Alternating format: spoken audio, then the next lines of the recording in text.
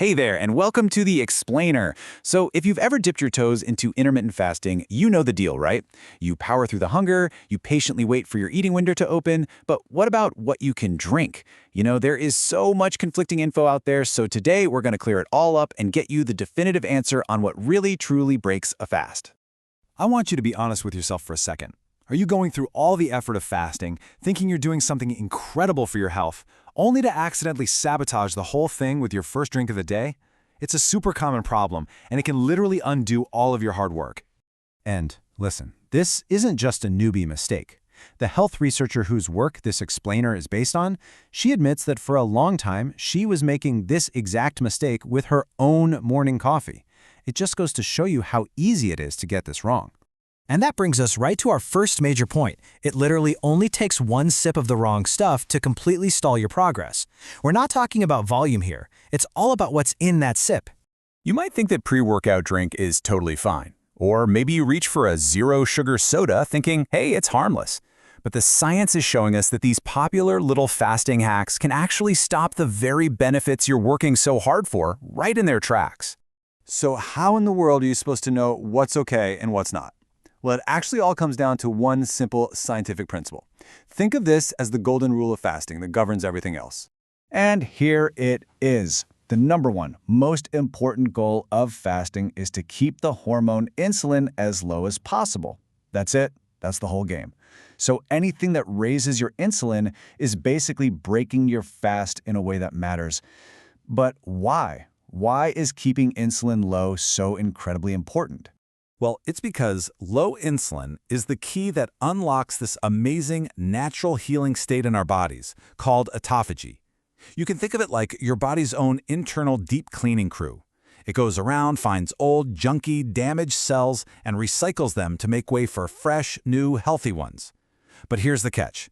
This incredible process only gets switched on when insulin is low. Okay, so now that we have our golden rule, keep insulin low, let's put it to the test. We're going to bust some of the most common myths out there and look at 3 really popular fasting hacks that a lot of people think are safe, but are actually breaking their fast. First up on the list, protein. So the myth is that a little bone broth or maybe a BCAA workout drink can actually help your fast. But the fact is, the science is pretty clear on this. Consuming protein, and we're talking even just the 5 grams in a cup of bone broth, immediately shuts down that autophagy process. It just slams the brakes on that cellular deep clean.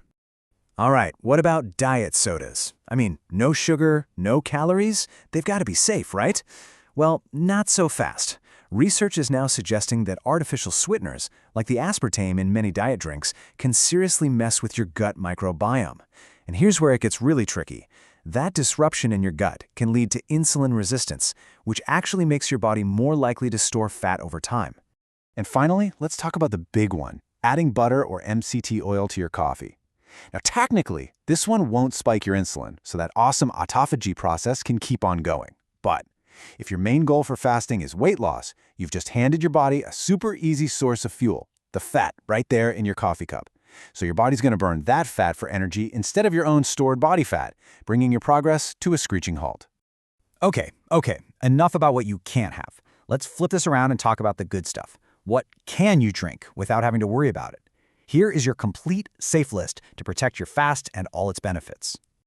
All right, here are your 5 go-to totally safe sips. Number 1, high-quality filtered water, still or sparkling, is your absolute best friend. 2, black coffee or green tea are great. Just be mindful of the caffeine later in the day so it doesn't mess with your sleep. 3, adding a little apple cider vinegar or a squeeze of lemon to your water can actually help stabilize blood sugar. 4, if you need electrolytes, just make sure they're a clean brand sweetened only with stevia or monk fruit.